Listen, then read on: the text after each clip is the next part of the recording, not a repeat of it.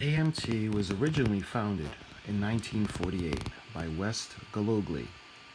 The company was founded in Michigan, and the letters stand for Aluminum Model Toys.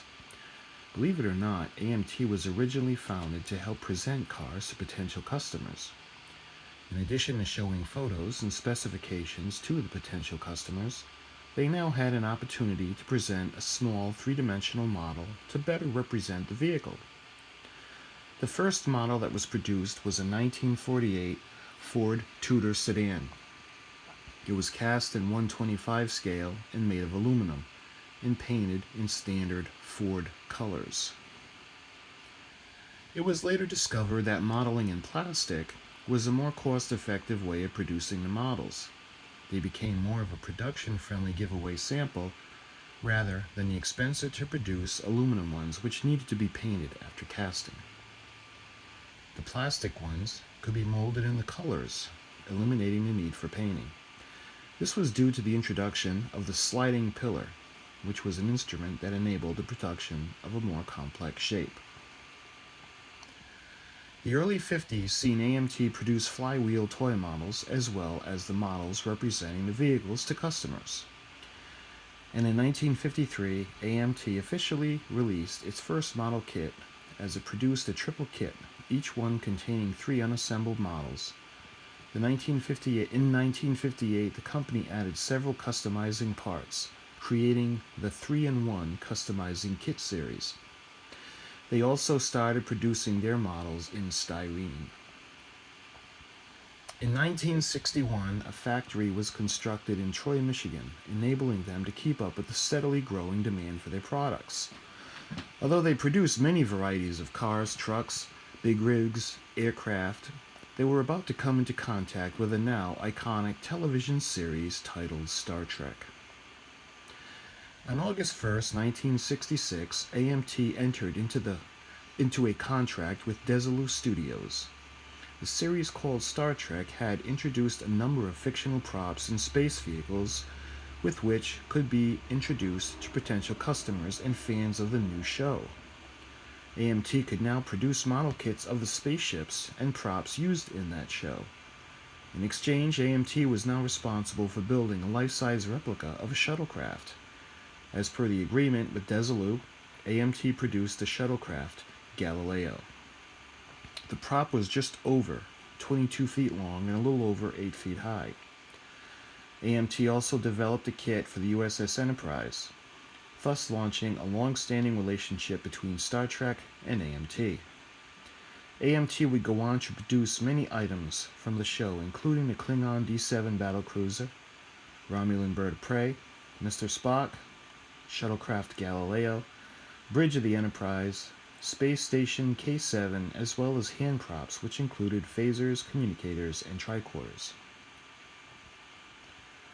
In 1978, AMT was purchased by Lesney, a British company, who also produced Matchbox. Lesney closed the factory in Troy, Michigan, and moved the production operations to Baltimore, Maryland. At this time, AMT was producing more model kits for the hobbyists, rather than a preview for customers for auto manufacturers as originally intended. In 1983, AMT was purchased by Ertl, and the company was renamed AMT Ertl. The company still enjoyed the success of production. Everything from character items, spaceships, cars, and trucks, as well as aircraft had been successfully produced. In the early 1990s, many kits were retooled and reintroduced, and the response was popular and considered a success. The 1990s also seen the company introduce models that were already assembled and painted. Some came with certificates of authenticity and were considered more of a collectible item. In 1999, Ertl was purchased by Racing Champions, and later a decision was made to sell off the model kit brands. That is when an early version of Round 2 purchased the rights to produce models from AMT. It was successful. The venture was popular, and AMT model kits' popularity rose. In 2012, Round 2 models officially purchased AMT, making it a part of Round 2 models and their family. Many of the earlier models were retooled and re-released with great success and is still going strong today. As a boy growing up in New England, I had many interests. The Red Sox, Patriots, and Celtics, of course. But in addition to our sports teams, I also enjoyed building models, even though I wasn't very good at it.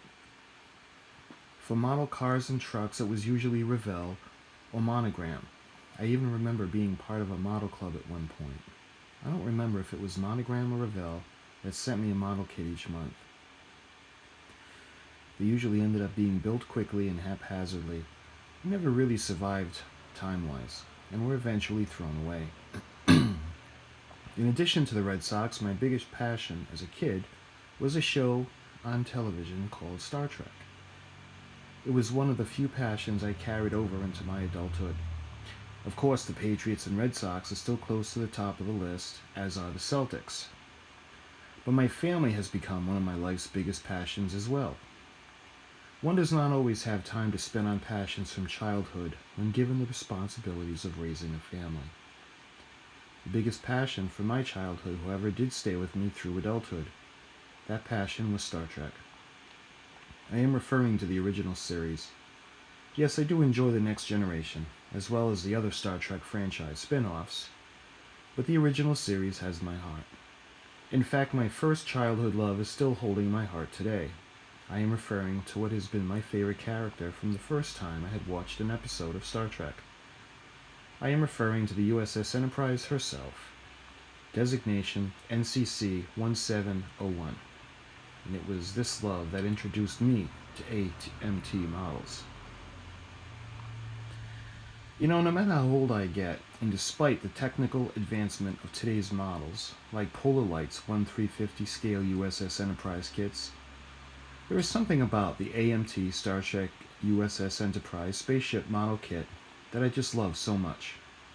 Even the box art, with the completed model orbiting Earth, with the moon in the background and lit by the sun, brings me back to my childhood. The Star Trek models I made tended to stay around much longer than the cars or trucks I had completed. There was much more care that went into building the Starship Enterprise as well, and the other models usually came out much better. I remember building the space exploration kit with the communicator, phaser, and tricorder. I had those forever as I explored the backyard like Mr. Spock. Today I still play with, I appreciate the phaser, communicator, and tricorder from Diamond Select. Those are awesome. But getting back to the AMT, they had so many great kits throughout the years. They seemed to own Star Trek kits for the biggest part of my life. In addition to the Starship Enterprise, they had the Klingon battlecruiser and the Romulan bird of prey. They had the bridge of the USS Enterprise, which was pretty cool. The aforementioned phaser, communicator, and tricorder kit. They even had Mr. Spock, where he was fighting an alien, snake-like creature. There are so many. I cannot even name them all. Now the Polar Light models from Round 2 are amazing. I just completed the 50th anniversary edition of the USS Enterprise in 1/350 scale. The lighting kit and accessory pack make this the holy grail of Enterprise kits. I, for one, was very happy to see the re-releases of AMT kits, since AMT is now part of Round 2. Many of the castings and parts are from the original AMT castings. I mentioned Polar Lights. Remember that it was AMT that paved the way for the Enterprise model kits, even when it comes to lighting the model. The first issued model kit for the USS Enterprise was released by AMT and was number 921-200, a version that featured lights. The top of the bridge and the sensor dome below the saucer section were lit by small bulbs. Clear green transparent pieces were lit in those sections. The original release featured box art that had an illustrated painting of the USS Enterprise that actually showed the sensors emanating from the sensor dome beneath the saucer section. The second release of the USS Enterprise kit by AMT featured a change in the box art. Now the painting was replaced by an actual photo of a finished model. The box was also changed to a horizontal position. New improvements that, in addition to the lighting of the top and the bottom of the primary hull, the Bussard collectors were also lit. They were capped off by clear orange plastic pieces lit by the bulbs inside. For some reason, AMT discontinued the electronic part of the kit. The following releases removed the lighting, but eventually added more decals, enabling the builder to construct the entire fleet. The next big change came in the early 70s, when the box became vertical again and was reduced in size.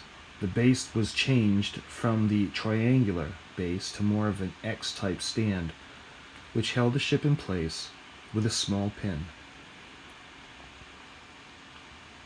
AMT would release many amazing models of the USS Enterprise through the years. They were the first to offer a lighted model kit from the original series of the NCC 1701 refit as well. When Star Trek the Motion Picture was released, AMT released the USS Enterprise refit model kit. This was 1979. This kit also featured lighting, as the windows in the saucer section were lit by small bulbs. They also brought back the original triangular stand used in the original kit release in the 60s. It would be AMT Ertl at that time. Ertl also owned Matchbox cars at the time, and that is why you see the Matchbox logo on the side of the Star Trek the Motion Picture USS Enterprise model kit. Each movie that featured the Enterprise was represented with a model from AMT. Star Trek II The Wrath of Khan would see the model, but the lights would once again be removed. The illustration on the box would be of the Enterprise, and that would be the same illustration that was on Star Trek the Motion Picture release. Star Trek III The Search for Spock also kept the box art the same in front, the only change being the title of the film in the front of the box. Star Trek III would mark the end of the USS Enterprise refit, and the following film, Star Trek IV The Voyage Home, would introduce us to the USS Enterprise NCC 1701-A. This, of course, being the USS Yorktown, which was refit to replace the Enterprise, which was destroyed in Star Trek III The Search for Spock. There would also be a change in the illustration of the Enterprise. The following release would be Star Trek V The Final Frontier. The kit would introduce a bonus in the form of a small shuttlecraft. Star Trek VI The Undiscovered Country would mark the final time the original Star Trek cast would be featured in the film. In addition to the bonus shuttlecraft, the kit included a bonus miniature of the USS Enterprise NCC 1701-D. Each Star Trek film was launched, and AMT was there to release an Enterprise model. The A, B, C, and D starships were all represented. I know I am rambling a bit, but there is so much history to convey to you. I didn't even mention that AMT Ertl released the USS Enterprise 25th Anniversary Edition. This was the NCC 1701-A, which featured lights and sound effects. In this release, a deflector dish was lit, and the running lights on the saucer section and the cells were also added. The sound effects included phasers and photon torpedoes. The sound effects were from the original series and the original Enterprise, and not the refit, but it was really cool just the same. AMT had also released a kit titled The Enterprise Incident, featuring the Romulans, when they were using the Klingon battlecruiser design. It was the first fiber optic kit offered for Star Trek fans, by the way. Well, from AMT anyway. It was also featuring sound effects, which were taken directly from the episode. AMT Ertl would follow that up with a fiber optic kit with one later, and that would be the USS Enterprise NCC 1701-D, which would light the many windows of the primary and secondary hull, as well as the deflector dish and the nacelles. In addition to the Enterprise, AMT released many other ships from Star Trek as well. The USS Reliant, Deep Space Nine, which incidentally was also fiber optic. There are just so many, but I am glad to see AMT kept alive by Polar Lights and Round 2. The re-release of the classic model kits from the 60s, as well as the new releases featuring the original casts, like the Tholian Webb model kit release, which features the Starship Enterprise cast in glow-in-the-dark plastic. It can also be made as the USS Defiant, NCC 1764 as well. Well, if you watched this video this far, you probably are a Star Trek fan yourself. No doubt AMT models are a big part of your childhood as well. We started building models in the late 60s, and most of us are still at it today in 2018. I'm about to start the Polar Lights 1350 scale USS Enterprise refit, and I'm very much looking forward to that.